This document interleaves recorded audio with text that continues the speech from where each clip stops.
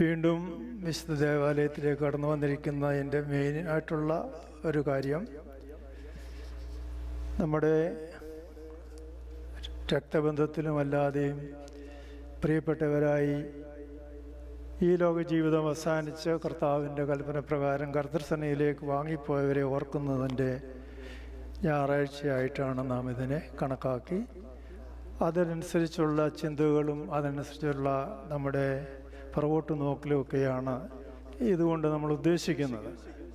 പ്രത്യേകിച്ച് നമ്മൾ വിശുദ്ധ 50 നോമ്പിലേക്ക് പ്രവേശിക്കുന്ന ഈ സമയത്ത് നമ്മൾ തന്നെയല്ല, നമ്മുടെ പ്രിയപ്പെട്ടവരായി നമ്മളിൽ നിന്ന് വാങ്ങിപ്പോയിരിക്കുന്നവർ ശരീരപ്രകാരം നമ്മുടെ കൂടെ ഇല്ലെങ്കിലും ആത്മീയമായി ആത്മാവിൽ കൂടി നമ്മുടെ ഒപ്പമുണ്ട് എന്നുള്ളൊരു വിശ്വാസത്തിൽ അവരും നമ്മളും കൂടെ ചേർന്ന് ആരാധനയിൽ സംബന്ധിക്കുന്നുവെന്നും അതുകൊണ്ട് നമ്മൾ അവരെ സ്നേഹിക്കുന്നത് കൊണ്ടാണ് അവർക്ക് വേണ്ടി നാം ദിവസേനയിൽ പ്രാർത്ഥിക്കുകയും അനുഗ്രഹങ്ങൾക്ക് വേണ്ടിയും പാപമോചനത്തിന് വേണ്ടിയും നിത്യതയിലേക്കുള്ള അവരെയും ദിവസേനയിൽ കാണുന്നതിനുള്ള പ്രാർത്ഥനകൾ നമ്മൾ നടത്താറുള്ളത്. അപ്പോൾ എന്തിനാ ഇത് ഇങ്ങനെ ചെയ്യുന്നതെന്ന് ചോദിച്ചു കഴിഞ്ഞാൽ, ഇതൊരു സൈക്കിളാണ്. നമ്മുടെ ചർച്ചിൻ്റെ കലണ്ടർ അനുസരിച്ച്, ലക്ഷണറി വെച്ചിട്ടുള്ള കലണ്ടർ അനുസരിച്ച് യേശു ക്രിസ്തുവിൻ്റെ ജീവചരിത്രം, യേശുവിൻ്റെ ജീവിതം,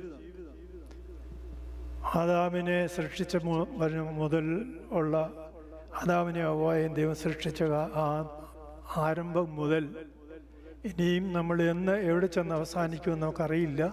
അവിടം വരെയുള്ള നമ്മുടെ ജീവിതത്തിന് ആണ്ടുതോറും ഓരോ വർഷവും കർത്താവിൻ്റെ ജീവിതം കർത്താവ് നമുക്ക് പഠിപ്പിച്ചു തന്നിട്ടുള്ളതും കാണിച്ചു തന്നിട്ടുള്ളതും സ്ത്രീയന്മാരിൽ കൂടിയും ശിഷ്യന്മാരിൽ കൂടിയും നിവ്യന്മാരിൽ കൂടിയൊക്കെ നമുക്ക് കിട്ടിയിട്ടുള്ള ഉപദേശങ്ങളും ഗുണദോഷങ്ങളും കർത്താവ് അവരിൽ കൂടി നമുക്ക് ഏൽപ്പിച്ചു തന്നിരിക്കുന്നതായിട്ടുള്ള നമ്മുടെ ദൈവികമായി നല്ലവരായി സൗഭാഗ്യമുള്ളവരായി നിത്യത ലഭിക്കുന്നതിന് വേണ്ടി നമ്മുടെ ആരാധനകളൊക്കെ ഇങ്ങനെ ക്രമീകരിച്ചിരിക്കുക.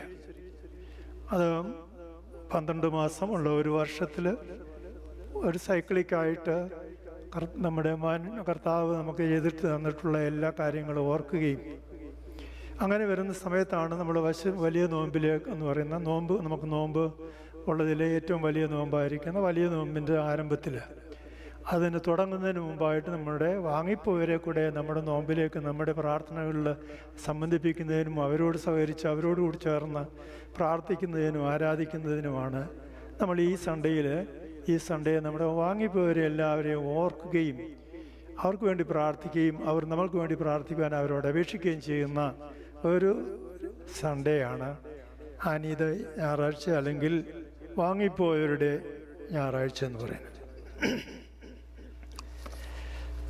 നമ്മൾ എല്ലാവർക്കും ഇതിനെപ്പറ്റി നല്ലതായിട്ടുള്ള നല്ല പ്രസംഗങ്ങളും പഠിപ്പീരുകളും സൺഡേ സ്കൂളിലും ഒക്കെ നമ്മൾ പഠിച്ചിട്ടുള്ളത്. മരണം എന്താണ്, വാങ്ങിപ്പോവെന്ന് പറയുന്നത് എന്താണ്, വാങ്ങിപ്പോകുന്നവർ എങ്ങോട്ടാണ് പോകുന്നത്, എന്തിനാണ് വാങ്ങിപ്പോകുന്നത്, അല്ലെങ്കിൽ മരണം നമ്മൾ മരിച്ചു കഴിഞ്ഞാൽ പിന്നെ വേറെ ബാക്കി വല്ലതും ഉണ്ടോ എന്നൊക്കെയുള്ള രീതിയിലൊക്കെ നമ്മുടെ മാനുഷികമായ ബലഹീനതയിൽ നമ്മൾ ചിന്തിക്കാറുണ്ട്. ഈ മരണം എന്ന വാക്ക് നമ്മൾ ലോകപ്രകാരം അല്ലെങ്കിൽ നമ്മുടെ സയൻസിൻ്റെയൊക്കെ ബലത്തിൽ നമ്മൾ ചിന്തിക്കുമ്പോൾ മരണമെന്ന് പറയുന്നത് ഇതാണ്, അങ്ങ് ചത്തുപോയി എന്നുള്ള രീതിയാണ്. പക്ഷേ നമ്മൾ മനുഷ്യരെ ചത്തു എന്ന് പറയാൻ നമുക്കൊരു പ്രയാസം, നമ്മളങ്ങനെ പറയാൻ ഇഷ്ടപ്പെടുന്നില്ല.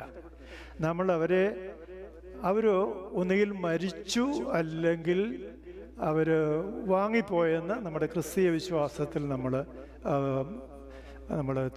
പറയും. കാരണം ദൈവം നമുക്ക് ഈ ലോകത്തിലെ എലമെൻറ്റ്സ് എന്ന് പറയുന്ന മണ്ണുകൊണ്ട് സൃഷ്ടിച്ച നമുക്ക് 3 ഫാക്കൽറ്റിയാണ് ദൈവം തന്നിരിക്കുന്നത്. ജഡം, നമ്മുടെ ശരീരം, മനസ്സ്, അങ്ങനെയൊക്കെ ഉള്ളതിനെ ഒന്ന്. പിന്നെ നമുക്ക് നമ്മുടെ ഉള്ളിലൊരു ആത്മാവുണ്ട്, ദൈവത്തിൻ്റെ ആത്മാവ്. ദൈവം ഒരു ഷേപ്പ് ഉണ്ടാക്കി, ദൈവത്തെ പോലെ ഒരു ഷേപ്പ് ഉണ്ടാക്കി, ദൈവം ഇങ്ങനെ നമ്മളെ ഇഷ്ടപ്പെട്ട ഒരു രൂപത്തിലാക്കിയിട്ട് ദൈവത്തിൻ്റെ ആത്മാവിനെ നമുക്ക് വീതിച്ച് തന്നു, നമ്മുടെ ഉള്ളിലേക്ക് ഊതി ആ ദൈവത്തിൻ്റെ ആത്മാവിനെ കൂടെ നമുക്ക് തന്നു. അതാണ് നമ്മൾ. ദൈവത്തിൻ്റെ ആത്മാവാണ് ശരിക്കും നമ്മൾ. ആ ആത്മാവിന് കുടികൊള്ളുവാൻ അല്ലെങ്കിൽ വസിക്കുവാൻ കൊണ്ടുള്ള ഒരു മന്ദിരം അല്ലെങ്കിൽ ഒരു ഫാക്കൽറ്റിയാണ് ഈ കാണുന്ന ജഡീകമായിട്ടുള്ള നമ്മുടെ കൈയും കാലും മൂക്കും നാക്കുമെല്ലാം ഉള്ള ശരീരം എന്ന് പറയും. അത് മരിക്കും, ശരിയാ, അത് മരിക്കും. പക്ഷെ അത് മരിക്കുന്ന സമയത്ത് നമ്മുടെ ഉള്ളിൽ ദൈവം നമുക്ക് തന്നിരിക്കുന്ന ദൈവത്തിൻ്റെ ഒരു ഭാഗം അല്ലെങ്കിൽ ദൈവത്തിൻ്റെ സാരാംശത്തിൽ നമ്മുടെ ദൈവമക്കളെന്നുള്ള രീതിയിൽ, ദൈവത്തിൻ്റെ ഒരു ഭാഗമെന്നുള്ള രീതിയിൽ നമുക്ക് വിധിച്ചു തന്നിരിക്കുന്ന ദൈവിക ആത്മാവുണ്ട്. ആ ആത്മാവ് നമ്മുടെ ശരീരമാകുന്ന നമ്മുടെ മന്ദിരം അങ്ങ് ദ്രവിച്ചു അല്ലെങ്കിൽ അതിൻ്റെ കാല കഴിഞ്ഞു കലഹരണപ്പെട്ട് മരിച്ച് മണ്ണിലോട്ട് ചേരുമ്പോൾ ഈ ആത്മാവിനെ അത് വേർപെട്ടിട്ട് അത് നിത്യതയിലേക്ക്, അത് ആത്മാവിന് നിത്യജീവനുണ്ട്. ഈ കിട്ടിയിരിക്കുന്ന നമ്മൾ കാണുന്ന കണ്ണും കൈകളൊക്കെ പറയുന്ന ഈ കണ്ണും കാലും എല്ലാം ജഡികമായതുകൊണ്ട് അത് കുറേ കാലം കഴിഞ്ഞാൽ ദൈവം തരുന്ന ഒരു സമയം കഴിഞ്ഞാൽ പിന്നെ അത് മണ്ണിലോട്ട് തന്നെ അങ്ങ് തിരിച്ചു പോകും.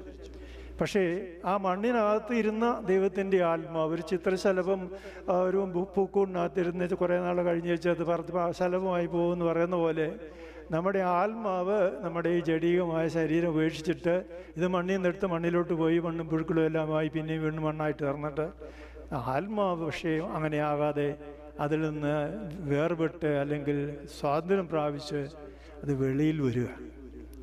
ആ ആത്മാവ് നിത്യതയിൽ ജീവിക്കുവാനെ കൊണ്ട് പോവുകയാണ്. അതിന് നിത്യതയിൽ രണ്ട് രീതിയിലാണ് നമുക്ക് നിത്യതയിൽ ജീവിക്കുവാനുള്ള ദൈവം തന്നിരിക്കുന്ന വഴിയെ അല്ലെങ്കിലുള്ള ഒരു ചാൻസ് തന്നിരിക്കുന്നത്.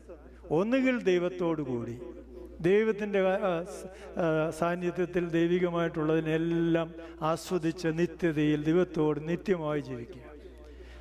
അഥവാ മറ്റൊരു കൂട്ടരെ ഇത് ദൈവം നമ്മളോട് എപ്രകാരം ജീവിക്കണമെന്ന് പറഞ്ഞ് നമ്മളെ സൃഷ്ടിച്ച് ഏദൻ തോട്ടത്തിലാക്കി മക്കളെ തന്ന് ഇങ്ങനെ ഈ ലോകത്തിൻ്റെ വേണ്ടതായിട്ടുള്ള ശരീരത്തിനും മനസ്സിനും ആത്മാവിനും വേണ്ടതായിട്ടുള്ള എല്ലാ കാര്യങ്ങളും തന്ന് പഠിപ്പിച്ച് കാണിച്ച് മറ്റുള്ളവരെ കൊണ്ട് കാണിപ്പിച്ച് എല്ലാം തന്നിട്ടുള്ള നമുക്ക് ദൈവം ഒരു ന്യായവിധി വെച്ചിട്ടുണ്ട്. അതാണ് നമ്മളെല്ലാവരും കാത്തിരിക്കുന്നത്. അതായത് നമ്മളിപ്പം ജീവനോടിരിക്കുന്ന നമ്മളിൽ നിന്നും നമ്മുടെ പ്രിയപ്പെട്ടവരായി ഈ ദേഹമാകുന്ന ദേഹിയെല്ലാം ഉപേക്ഷിച്ച് മൺമറഞ്ഞു പോയിട്ടെങ്കിലും ആത്മീയമായി അവർ മുന്നോട്ട് ജീവിച്ചു കൊണ്ടിരിക്കുന്ന അവരും ഒരു കാത്തിരിപ്പിൻ്റെ സമയമാണ്. കാരണം നമ്മുടെ കർത്താവ് നമ്മുടെ തെറ്റുകളിൽ നിന്നെല്ലാം നമ്മളെ വിമോചിപ്പിക്കുവാൻ വേണ്ടി താൻ തന്നെ ഇറങ്ങി വന്ന പിതാവാം ദൈവത്തിന് യാഗമായി തീർന്ന ബലിയായി തീർന്ന് ബലി കഴിച്ച് നമ്മളെല്ലാം രക്ഷപ്പെടുത്തുവാനെ കൊണ്ട് മനുഷ്യനായി ബലിയായി ദൈവത്തെ പ്രീതിപ്പെടുത്തി പിതാവിനെ പ്രീതിപ്പെടുത്തി വന്നിട്ട് നമുക്ക് ആ ബലിയിൽ കൂടി ആ സംസർഗത്തിൽ കൂടി ആ യേശു ക്രിസ്തുവാകുന്ന പുത്രൻ തമ്പുരാനിൽ വിശ്വസിച്ചതിൻ്റെ വെളിച്ചത്തിൽ നമ്മൾക്ക് ന്യായവിധിയുണ്ട്. പക്ഷേ സാത്താനെന്ന് പറയുന്ന അല്ലെങ്കിൽ ദൈവത്തിനെ അനുസരിക്കാതെ ദൈവത്തിന് ശത്രുതയുള്ള ഒരു വിഭാഗം ആത്മാക്കളുമുണ്ട്. അവർ നമ്മളെ അവരുടെ ഭാഗമാക്കാൻ ശ്രമിച്ചുകൊണ്ടിരിക്കും. അവരെ കർത്താവ് നിശേഷം നശിപ്പിക്കുവാൻ മാറ്റിവെച്ചിരിക്കുന്നവരാണ്. ആ നശിക്കുന്നവരുടെ കൂട്ടത്തിലേക്ക് നമ്മളെ കൊണ്ടുപോകാൻ നമ്മുടെ ഈ ലോക ജീവിതത്തിൽ വേണ്ടതായിട്ടുള്ള പ്രേരണകളും ടെംപ്റ്റേഷൻസും ഒക്കെ തന്നെ നമ്മളെ അതിലേക്ക് കൊണ്ടുപോകും. എന്നാൽ മക്കളെ അങ്ങനല്ല, ഇങ്ങനെയാണ് എന്നുള്ള രീതിയിൽ നമ്മളെ നേർവഴിയിൽ നടത്തുന്നതിന് വേണ്ടി പ്രവാചകന്മാരെയും ശിഷ്യന്മാരെയും മറ്റുള്ളവരെയും ആചാര്യന്മാരെയും വിസ്പിതാക്കന്മാരെയും സെയിൻസിനെയും ഒക്കെ നമുക്ക് തന്നിട്ടുണ്ട്. പക്ഷേ എങ്കിലും നമ്മളത് സാത്താൻ്റെ പിടിയിൽ ചിലപ്പോൾ നമ്മൾ അമർന്നു പോകുമ്പോൾ നമ്മളത് മറന്ന് അവൻ്റെ പുറകെ പോവുകയും ചെയ്യുന്നുണ്ട്. മരണമെന്ന് പറയുന്നത് ദൈവസ്നേഹത്തിൽ നിന്നും ദൈവത്തിൽ നിന്നും നാം മുറിക്കപ്പെട്ട് അല്ലെങ്കിൽ അകന്നു പോകുന്നതാണ് മരണമെന്ന് പറയുന്നത്. നമ്മൾ ഉദ്ദേശിക്കുന്ന ജഡപ്രകാരമുള്ള മരണമല്ല മീൻ ചെയ്യുന്നത്, സ്പിരിച്വലായിട്ടുള്ള മരണം. ദൈവത്തിൻ്റെ സ്നേഹത്തിൽ നിന്നും അകലുന്നതാണ് മരണം. പാപത്തിൻ്റെ ശമ്പളം മരണമാണ്. നാം പാപം ചെയ്യുമ്പോൾ, നമ്മൾ തിന്മയായിട്ടുള്ള, ദൈവത്തിന് നിരക്കാത്ത, ദൈവത്തിന് ഇഷ്ടമില്ലാത്ത കാര്യങ്ങൾ ചെയ്യുമ്പോൾ നമ്മൾ പാപികളാകുന്നു.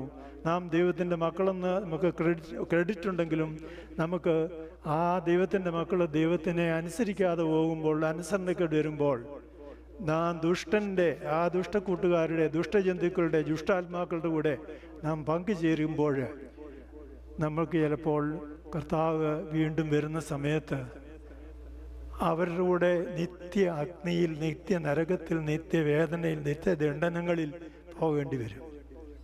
അത് വരാതിരിക്കുന്നതിന് വേണ്ടിയിട്ടാണ് നമ്മൾ കർത്താവ് നമ്മൾക്ക് തന്നിരിക്കുന്നതായിട്ടുള്ള ഉപദേശങ്ങളിൽ കൂടി, അത് ശിഷ്യന്മാരിൽ കൂടെ കിട്ടിയിട്ടുണ്ട്, പഴയ നിയമത്തിലെ പ്രവാചകന്മാരിൽ കൂടി കിട്ടിയിട്ടുണ്ട്, മോശ മുതലായവരിൽ നിന്ന് കിട്ടിയിട്ടുണ്ട്, പിന്നെ ദൈവഭക്തന്മാരിൽ കൂടി, വെളിപാടുകളിൽ കൂടി കിട്ടിയിട്ടുണ്ട്.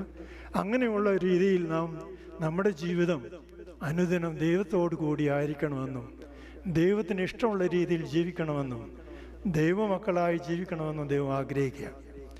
അങ്ങനെ നമ്മൾ അത്ര തന്നെ ആഗ്രഹിച്ചാലും ചിലപ്പോൾ നമുക്ക് കുറവുകൾ വന്നു പോകും. ആ കുറവുകളുടെ നമ്മൾ ഈ ലോകത്തിൽ നിന്നും വേർതിരിയുമ്പോൾ, നമ്മുടെ ജഡം മണ്ണിലോട്ട് പോകുമ്പോൾ, വേർതിരിയുമ്പോൾ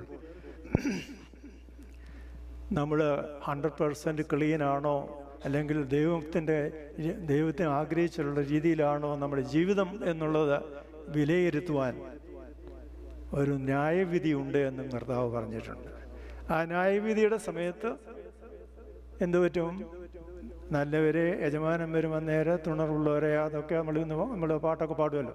അപ്പം യജമാനൻ വരുന്ന സമയത്ത് യജമാനന് വേണ്ടി, യജമാനൻ പറഞ്ഞതുപോലെ ജീവിച്ചിട്ടുള്ളവരെ യജമാനനും കൊണ്ടുപോകും. അല്ലാത്തവരെ എല്ലാം ദണ്ഡനത്തിന് ഏൽപ്പിച്ചങ്ങ് അവരെ നിത്യദണ്ഡനത്തിലേക്ക് ഏൽപ്പിക്കും. അതാണ് ന്യായവിധി എന്ന് പറയുന്നത്. അതെപ്പോഴാണെന്നറിയത്തില്ല. കർത്താവ് രണ്ടാമതൊന്ന് വരും.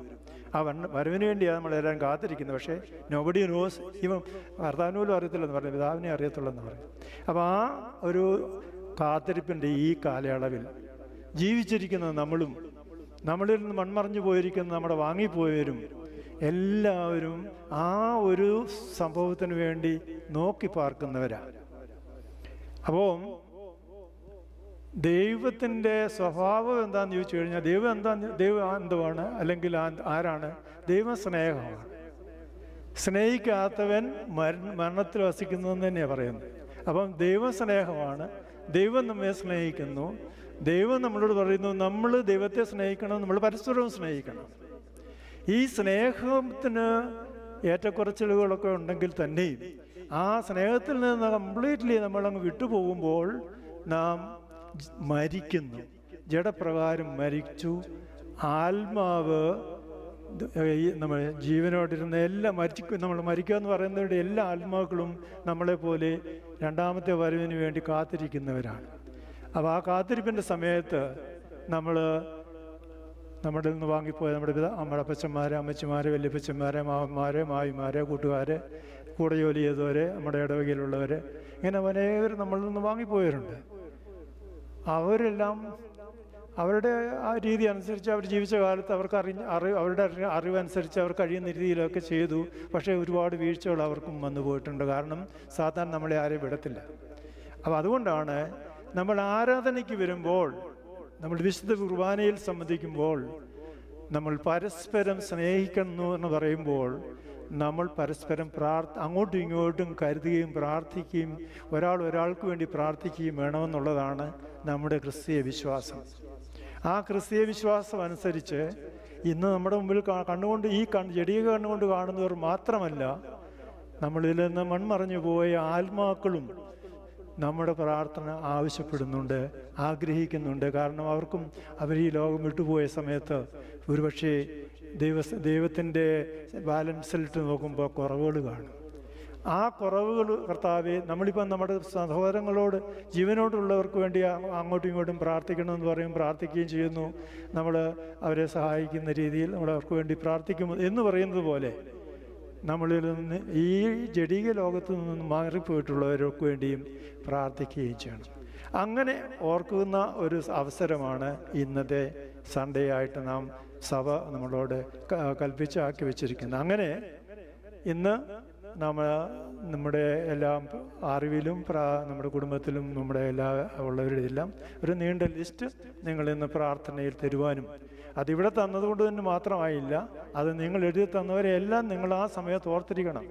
വിശുദ്ധ കുർബാനയുടെ മരിച്ചവർക്ക് വേണ്ടിയിട്ടുള്ള ചില ഭാഗങ്ങളൊക്കെ പ്രാർത്ഥിക്കുന്ന കർത്താവേ ഇങ്ങനെ പറയുമ്പോൾ ആ പേരുകളായിരിക്കണം നിങ്ങളുടെ മുന്നേ ഇരിക്കേണ്ടത്. അങ്ങനെ വന്ന് നമ്മുടെ പ്രിയപ്പെട്ടവരായിട്ടും അല്ലാത്തവരായിട്ടും നമ്മുടെ അറിവിൽപ്പെട്ടവരൊക്കെ ഈ മൺമറഞ്ഞു പോയ നമ്മുടെ പ്രിയപ്പെട്ടവരെ കൂടി നമ്മുടെ ആരാധനയിൽ സംബന്ധിപ്പിക്കുവാനാണ് ഈ ഞായറാഴ്ച പ്രത്യേകമായി മാറ്റിവെച്ചിരിക്കുന്നത്. അതാണ് നാം ചെയ്യുന്നത്. അതുപോലെ തന്നെ ഇന്ന് നാട്ടിലാണെങ്കിൽ നമ്മുടെ നാട്ടിലെ പള്ളിയുടെ കിഴക്കുവശത്ത് അല്ലെങ്കിൽ അതിന് ചുറ്റുമാണ് നമ്മുടെ കബറിടങ്ങളെല്ലാം ഉള്ളത്. അപ്പോഴവിടെ ഈ ഞായറാഴ്ച എല്ലാ കുടുംബങ്ങളും വിശുദ്ധ കുർബാന കഴിഞ്ഞ് അവരവരുടെ കുടുംബത്തിൻ്റെ കല്ലറയ്ക്കൽ പോയി നിന്നുകൊണ്ട് പട്ടക്കാരനൊരു കോമൺ ധൂപപ്രാർത്ഥന എല്ലാവർക്കും കൂടി നടത്തുന്നുണ്ട്. ഇവിടെ നമുക്ക് സാധ്യമല്ലാത്തത് കൊണ്ട് നമ്മളും അതിൻ്റെ ഒരു ചെറിയ രീതി ചെയ്യുന്നുമുണ്ട്. ഇവിടെ നമ്മുടെ പ്രിയപ്പെട്ടവരെ നമ്മൾ അടക്കിയിട്ടുള്ളവർ ഫ്യൂണറൽ ഹോമിൻ്റെ സ്ഥലങ്ങളിലായതുകൊണ്ട് പള്ളിക്ക് ചുറ്റും അല്ലാത്തത് കൊണ്ട് നമുക്ക് ഇപ്പം മലങ്കര റീത്തുകാർക്ക് അങ്ങനെ ഒരു ഭാഗ്യം ലഭിച്ചിരിക്കുകയാണ്. അവർക്കിപ്പം സെമിത്തേരിയുടെ കിഴക്കുവശത്ത് കിട്ടുകയാണ്. നമുക്ക് അരമനയെ കിട്ടുന്നുണ്ട്. പക്ഷേ ബാക്കിയുള്ള സ്ഥലങ്ങളിലെല്ലാം നമ്മുടെ മറ്റുള്ളവരുടെ കൂടെ അടക്കിയിരിക്കുന്ന ഭാഗത്ത് പോയി നമ്മുടെ പ്രിയപ്പെട്ടവരുടെ ഓർമ്മ പുതുക്കുകയും അവർക്ക് വേണ്ടി പ്രാർത്ഥിക്കുകയും കർത്താവിൻ്റെ സന്നദ്ധയിൽ അവരുടെ ജീവിതകാലത്ത് വന്നു പോയിട്ട് കർത്താവെ അവരോട് എന്തെങ്കിലും കുറവുകൾ വന്നിട്ട് ക്ഷമിക്കണമേ, ഞങ്ങളെപ്പോലെ അവരെയും സ്നേഹിക്കണമേ, ഞങ്ങളും അവരും നിൻ്റെ മക്കളാകുന്നു. ആ രീതിയിൽ നമ്മളൊരു പ്രാർത്ഥന നമ്മൾ പരസ്പരം പ്രാർത്ഥിക്കുന്ന പോലെ പ്രാർത്ഥനയൊക്കെ ചെയ്യുന്നതാണ് നമ്മൾ ഈ ദിവസം ചെയ്യും. അവരുടെ ഓർമ്മ നടത്തുന്ന ദിവസങ്ങളിൽ ചെയ്യുന്നു. അതുപോലെ തന്നെ കബറടക്കുമ്പോൾ ചെയ്യുന്നു.